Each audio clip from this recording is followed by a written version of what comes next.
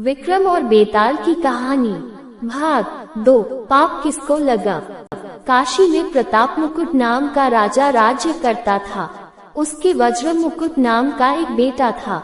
एक दिन राजकुमार दीवान के लड़के को साथ लेकर शिकार खेलने जंगल गया। घूमते घूमते उन्हें तालाब मिला। उसके पानी में कमल खिले थे और हंस किलोल कर रहे थे। किनारों पर घने पेड़ थे जिन पर पक्षी चहचहा रहे थे। दोनों मित्र वहां रुक गए और तालाब के पानी में हाथ मुंह धोकर ऊपर महादेव के मंदिर पर गए। घोड़ों को उन्होंने मंदिर के बाहर बांध दिया। वो मंदिर में दर्शन करके बाहर आए तो देखते क्या है कि तालाब के किनारे राजकुमारी अपनी सहेलियों के साथ स्नान करने आए हैं। दीवान का लड़का तो वही एक पेड़ के नीचे बैठा रहा, पर राजकुमार से न रहा गया। वह आगे बढ़ गया। राजकुमारी ने उसकी ओर देखा तो वह उस पर मोहित हो गया। राजकुमारी भी उसकी तरफ देखती रही। फिर उसने किया क्या कि जूड़े में से कमल का फूल निकाला, कान से लगाया, दांत से कुतरा, पैर के नीचे दबाया और फिर छाती से लगा अपनी सखियों के साथ चली गई। उसके जाने पर राजकुमार निराश हो अपने मित्र के पास आया और सब हाल सुनाकर बोला, मैं इस राजकुमारी के बिना नहीं रह सकता, पर मुझे न तो उसका नाम मालूम है न ठिकाना। वह कैसे मिलेगी।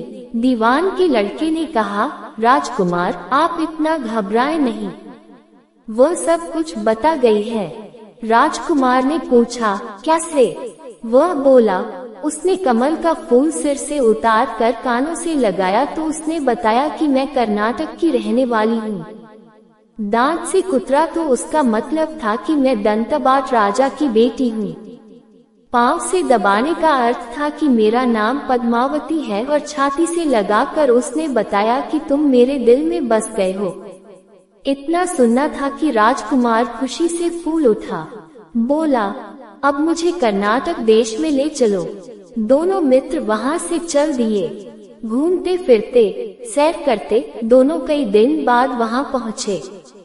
राजा के महल के पास गए तो एक बुढ़िया अपने द्वार पर बैठी चरखा काटती मिली। उसके पास जाकर दोनों घोड़ों से उतर पड़े और बोले, माए, हम सौदागर हैं, हमारा सामान पीछे आ रहा है, हमें रहने को थोड़ी जगह दे दो। उनकी शक्ल सूरत देखकर और बात सुनकर बुढ़िया के मन में ममता उमड़ आई। बोली, बेटा तुम्हारा घर है, जब तक जी में आए रहो। दोनों वहीं ठहर गए। दीवान के बेटे ने उससे पूछा, माई तुम क्या करती हो, तुम्हारे घर में कौन कौन है, तुम्हारी गुजर कैसे होती है। बुढ़िया ने जवाब दिया, बेटा मेरा एक बेटा है जो राजा की चाकरी में है। मैं राजा की बेटी पद्मावती की धाए थी। बूढ़ी हो जाने से अब घर में रहती हूँ। राजा खाने पीने को दे देता है। दिन में एक बार राजकुमारी को देखने महल में जाती हूँ।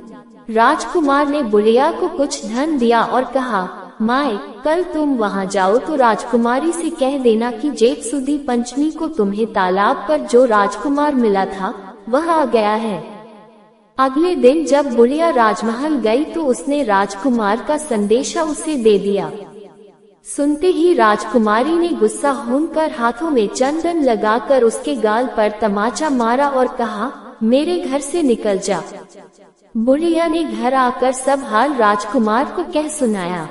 राजकुमार हक्का बक्का रह गया। तब उसके मित्र ने कहा, राजकुमार आप घबराएं नहीं, उसकी बातों को समझें।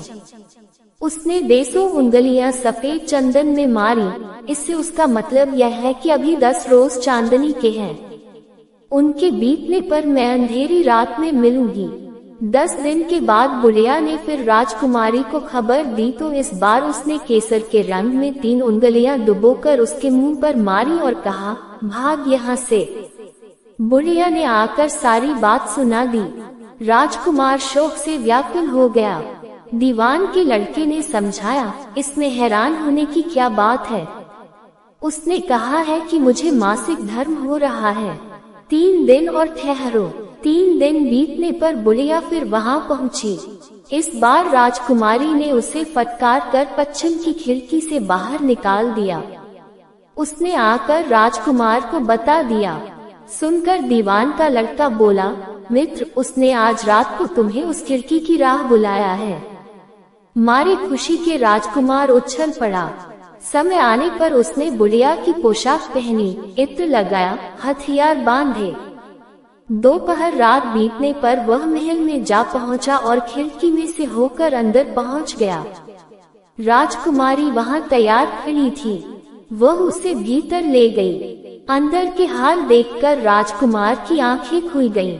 एक से एक बढ़कर चीजें थीं। रात भर राजकुमार राजकुमारी के साथ रहा।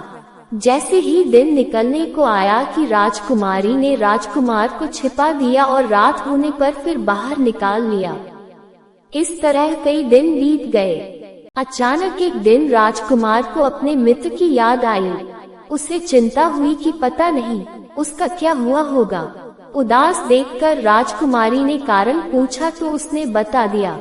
बोला, वह मेरा बड़ा प्यारा दोस्त है, बड़ा चतुर है। उसकी होशियारी ही से तो तुम मुझे मिल पाए हो। राजकुमारी ने कहा, मैं उसके लिए बढ़िया बढ़िया भोजन बनवाती हूँ। तुम उसे खिलाकर तसल्ली देकर लौट आना। खाना साथ में लेकर राजकुमार अपने मित्र के पास पहुँचा। वे महीने भर से मिले नहीं थे। राजकुमार ने मिलने पर सारा हाल सुनाकर कहा कि राजकुमारी को मैंने तुम्हारी चतुराई की सारी बातें बता दी हैं, तभी तो उसने ये भोजन बनाकर भेजा है। दीवान का लड़का सोच में पड़ गया। उसने कहा, ये तुमने अच्छा नहीं किया। राजकुमारी समझ गई कि जब तक मैं हूँ वह तुम्हें अपने बस में नहीं रख सकती, इसलिए उसने इस खाने में जहर मिलाकर भेजा है। ये कहकर दीवान के लड़के ने थाली में से एक लड्डू उठाकर कुत्ते के आगे डाल दिया। खाते ही कुत्ता मर गया। राजकुमार को बड़ा बुरा लगा। उसने कहा, ऐसी स्त्री से भगवान बचाए, मैं अब उसके पास नहीं जाऊंगा। दीवान का बेटा बोला, नहीं, अब ऐसा उपाय करना चाहिए जिससे हम उसे घर ले चलें। आज रात को तुम वहां जाओ। जब राजकुमारी सो जाए तो उसकी बाईं जांघ पर त्रिशूल का निशान बनाकर उसके गहने लेकर चले आना। राजकुमार ने ऐसा ही किया। उसके आने पर दीवान का बेटा उसे साथ ले योगी का भेष बना, मरघट में जा बैठा और राजकुमार से कहा कि तुम ये गहने लेकर बाजार में बेच आओ। कोई पकड़े तो कह देना कि मेरे गुरु के पास चलो और उसे यहाँ ले आना। राजकुमार गहने लेकर शहर गया और महल के पास एक सुनार को उन्हें दिखाया। देखते ही सुनार ने उन्हें पहचान लिया और कोतवाल के पास ले गया। कोतवाल ने पूछा तो उसने कह दिया कि ये मेरे गुरु ने मुझे दिए हैं। गुरु को भी पकड़वा लिया गया। सब राजा के सामने पहुँचे। राजा ने पूछा, योगी महाराज, ये गहने आपको कहाँ से मिले? योगी बने दीवान के बेटे ने कहा, महाराज, मैं मसान में काली चौदस को डाकिनी मंत्र सिद्ध कर रहा था कि डाकिनी आई। मैंने उसके गहने उतार लिए और उसकी बाईं जांघ में त्रिशूल का निशान बना दिया। इतना सुनकर राजा महल में गया और उसने रानी से कहा कि पद्मावती की बाईं जांघ पर देखो कि त्रिशूल का निशान तो नहीं है। रानी देखा तो था। राजा को बड़ा दुख हुआ। बाहर आकर वह योगी को एक ओर ले जाकर बोला, महाराज, धर्मशास्त्र में खोटी स्त्रियों के लिए क्या दंड है? योगी ने जवाब दिया, राजन, ब्राह्मण, गौ, स्त्री, लड़का और अपने आश्रय में रहने वाले से कोई खोटा काम हो जाए तो उसे देश निकाला दे देना चाहिए। ये सुनकर राजा ने पद्मावती को डोली में बिठाकर जंगल में छुड़वा दिया। राजकुमार और दीवान का बेटा तो ताक में बैठे ही थे। राजकुमारी को अकेली पाकर साथ ले अपने नगर में लौट आए और आनंद से रहने लगे। इतनी बात सुनाकर बेताल बोला, राजन, ये बताओ कि पाप किसको लगा है? राजा ने कहा, पाप तो राजा को लगा। दीवान के बेटे ने अपने स्वामी का काम किया। कोतवाल ने राजा को कहना माना और राजकुमार ने अपना मनोरथ सिद्ध किया। राजा ने पाप किया जो बिना विचारे उसे देश निकाला दे दिया। राजा का इतना कहना था कि बेताल फिर उसी पेड़ पर जा लटका। राजा वापस गया और बेताल को लेकर चल दिया। बेताल बोला, राजन सुनो, एक कहानी और सुनाता हूँ।